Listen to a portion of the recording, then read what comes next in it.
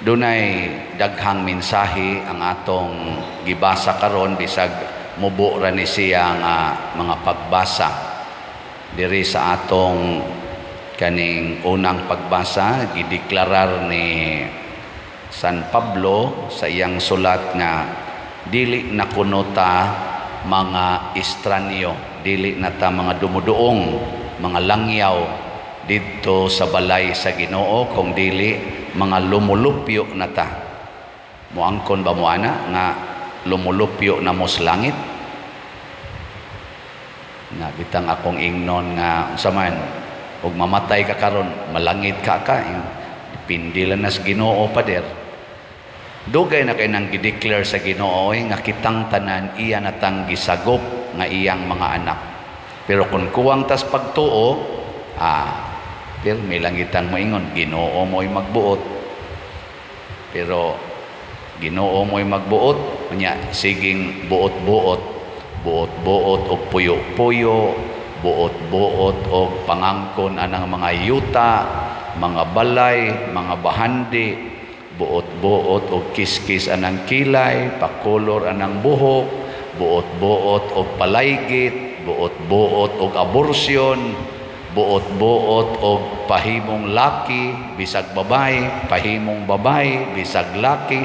Nya dayog ingon, Ginoo lay magbuot. Nya kusog kay magbuot-buot. Unsa man ay pasabot ana? Kuwang sa pagtuo. Way pagtuo. Mo na ang pagtuo gipulagway diri sa kinabuhi ni Tomas. Naa siya'y gugmas Ginoo, nya tungod sa iyang gugma sa iyang giila nga Ginoo nga mao si Hesus, pagkamatay guol kay siya, bisag naa siya'y pagtuo nga mabanhaw si Hesus, pero gusto niyang mapamatud-an. Pwede bang pamatud-an ang pagtuo? Kay mutuo kuno ta, pasabot wa na nato makita. Kay kun ato nang nakita, di na na pagtuo, kahibalo na na siya, knowledge, dili na na faith. Ang faith kuno is our certainty of the thing we cannot see. Tuo ka nga kanang imong tupad anak nas Ginoo. Tuo dili. Sige, lingi ingna, tuo ko anak kas Ginoo. Sige, ingna. Labi na gyud iniglingi nimo, mao nay kawatan kay sa inyo, mao nay badlongon kay nimong anak, mao nay bisyoso kay nimong bana, mutuo kag anak nas Ginoo. Pero kung tinuod ang imong pagtuo, kinahanglan mudawat ta sa dili nato makita. Kay kanang atong nakita usahay lipat-lipat ra na. Lipat-lipat ba? Ang tinuod di gid nato makita. Gakinahanglan tag pagtuo aron ta makakita. Mo nang ningon si Jesus, bulahan tong mituo bisan wa kakita. Nakaron para nako ang nahitabo ni Tomas, usa ka okasyon nga gigamit sa Ginoo aron tudluan ta unsaon kanibang paghupot og tinuod nga pagtuo. First, kinahanglan dili ta magpadala, di dayon ta motuo sa istorya sa atong isig katao. Kanabang tabi-tabi ba? Yan. Hala, tuad dito'y birhen nga nihilak. Hala, nisayaw ang adlaw. Hala, tuad dito'y cancer, stage 4. Nya pagduol niya dito sa ribulto nga tuwa ning kapilyaha, nawa ng iyang cancer. Ayaw dayog tuo, anak. Ayaw tuo dayon sa sultis mga tao. Labi na gyud moingon, gisudlan ko sa birhen, gisudlan kong Santo Niño, nya usab-usab dayong tingog. Gisudlan ko ni Hesus, nya mausab dayong tingog. Ayaw sag tuo. Ang simbahan, careful kayo anak. Moagi ginag-process na perting taasa. Doon na tayo pamaagi sa pag-verify. So muna si Tomas, iya tong gi-verify. Wa siya moingon nga di siya motuo nga si Jesus dili mabanhaw, pero ang iyang gustong i-verify ang gisulti aning mga tawhana tinuod bakaha. Kung moingon ko, kung mo palit mo og slot, malipay mo, unsa man, tuo mo dili.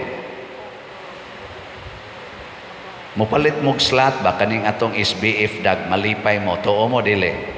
Ayaw sad tuo, i-verify usa, palit usa, palit ba? Nya inig palit nimo, tanawa ko noong nalipay ba ka? Kay moingon lang ka nga, man, lipay bitaw ta, nya wa ka mo palit, wa nimo ma-verify. Wa mo kasabot ana, mao na pasabot, palit mo. Una diri sa ato karong halin, daghanang nalipay. Og inyo ning pangutan-on, lipay kay ni sila.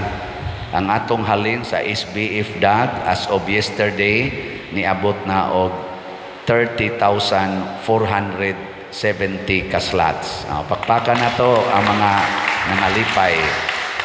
Nya ako lang gisigihan gyapon og kwenta ang napa may sigig hatag nato sa 19 slot challenge. So doon na natay nadawat nga 204 ka 19 slot challenge. Pakpak. Nyamingon mo, na, malipay bagutaan na. Suway lang. Haron ikaw na sad mo imo testimonya nga malipay gidi ay. Nya, gahapon, dunay ato dinhing bisita si Father One Rosaroso. Nya nag-mission appeal sila tungod anang Family Life Ministry Center nga ilang pagatukuron dito sa Paypay Dan Bantayan. Daghan kay sila gisulti diri paghuman sa ilang tibok adlaw nga pag himo sa apil sa tong misa, nya nangayo sila mga hinabang.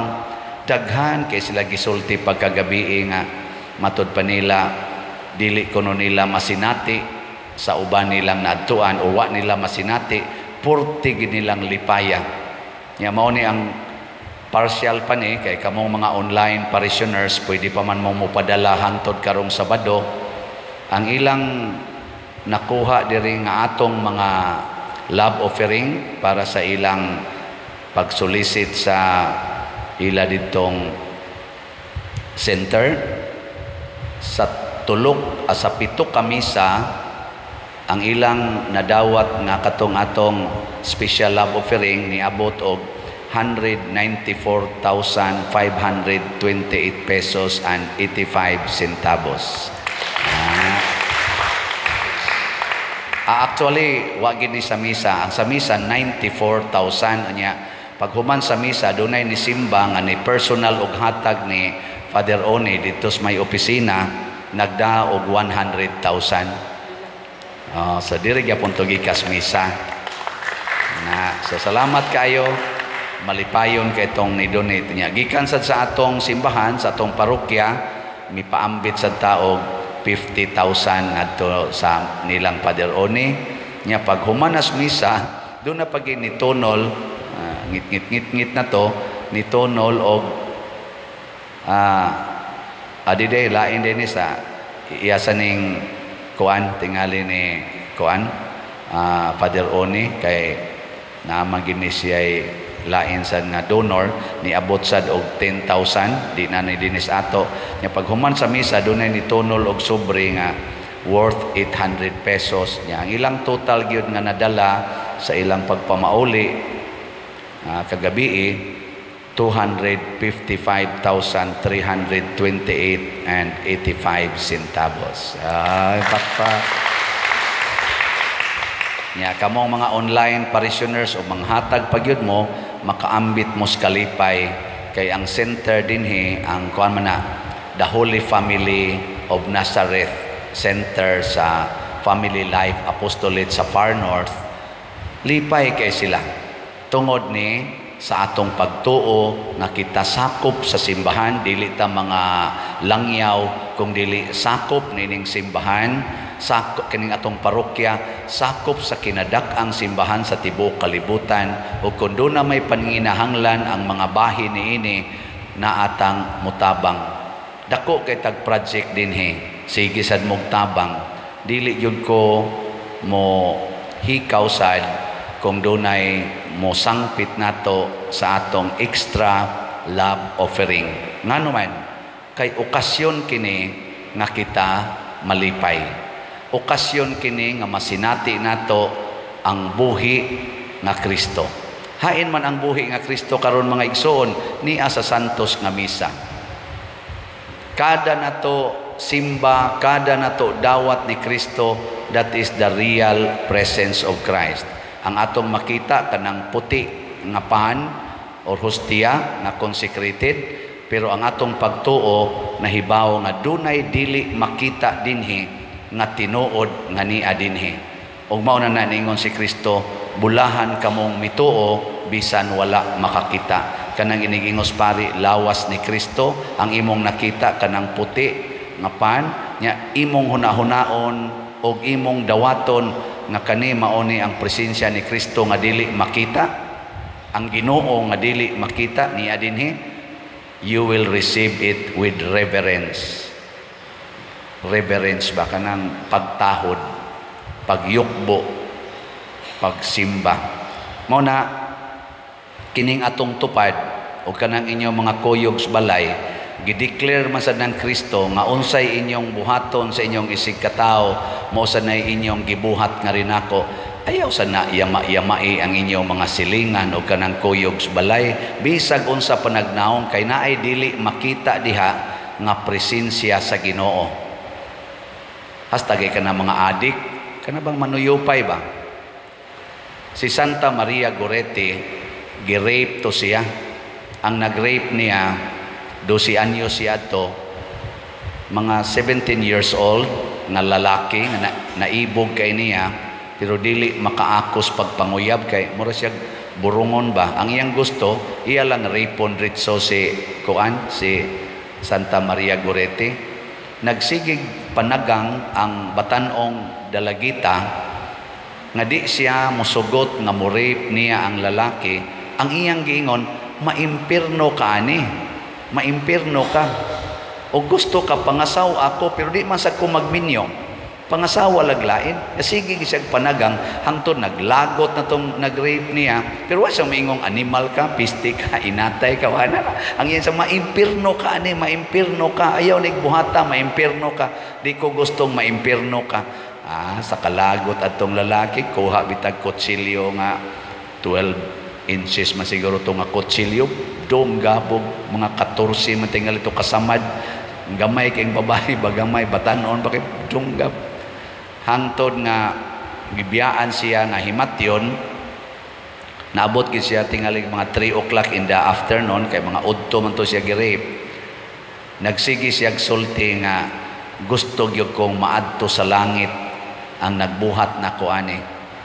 Limot ko kisingan, i-search lang sa Google kisa tong ga-rape niya.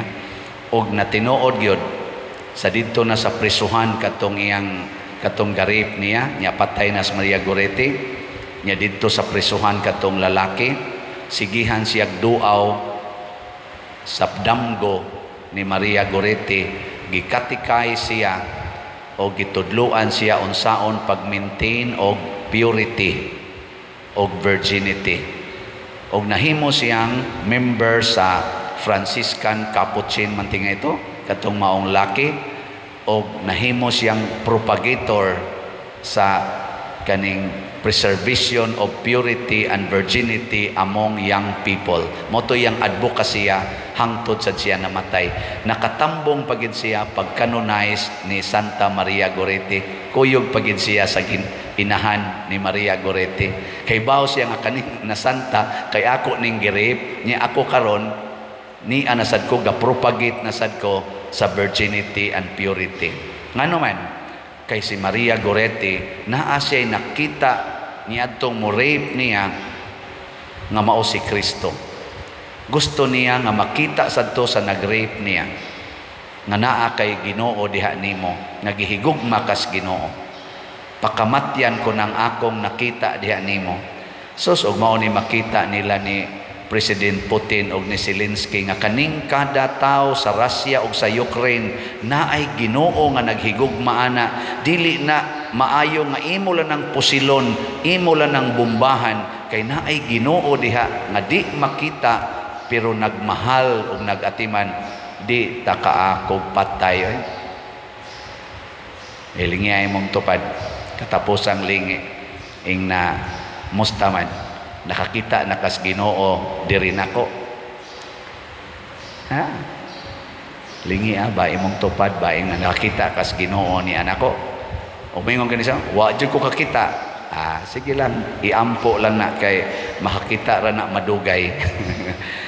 Ana bulahan kadtong motoo bisan wala makakita. Si Santo Tomas pag-abot na sa iyang conversion nga nakita na niyang Ginoo diha sa matag tao, iya sang gipakamatyan nga hasta ang nagpatay niya din siya masuko, nagpakamatay pod siya isip usa ka martir.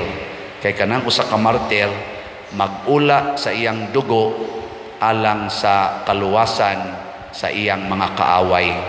Muna gihigugmas mga martir ang nagpatay nila. Kay nakita nila nga naa diha ang Ginoo sa ilang kalag nangandoy og kaluwasan sa maong tao. Nguna ang banag asawa ang ginikanan og mga anak, kung mauna ni ang atong makita sa matag usa nga naa ang Ginoo diha nato, di kita kaako og away, dinumtanay, labaw tanan, pinatianay. Wa mo roy gidumtan, wa naagay mo gidumtan, impiernohonon gyud nya haron mawagtang pangitaa si Kristo anang mga tao nga murag wa pa kay kakauyon nila. Na Lord, yawa gi makita nako aning tawhana, pakita ako sa imong presensya niini, kakita dayon ka. Ako sa una wa jud ko kakita Ginoo dito sa mga piniriso. Sige jud kog ampo Ginoo in taon makakita ta ko nimo sa mga piniriso. Abot kog 5 years in love na kay kos mga piniriso, labi na kanang pinakasigag mata nya mukagot yung ngipon kay sigig suyop perting bahua kay way ligo. Anha ginako makita si Kristo usahay, makita gunako si Kristo nga gilansang sa krus nga ang dugo ang buhok nga humig sa dugo nga nanimaho ng langsi kay gikan pas gabi ing kinulata. Di man mo motoo, sige na, nindog na ta.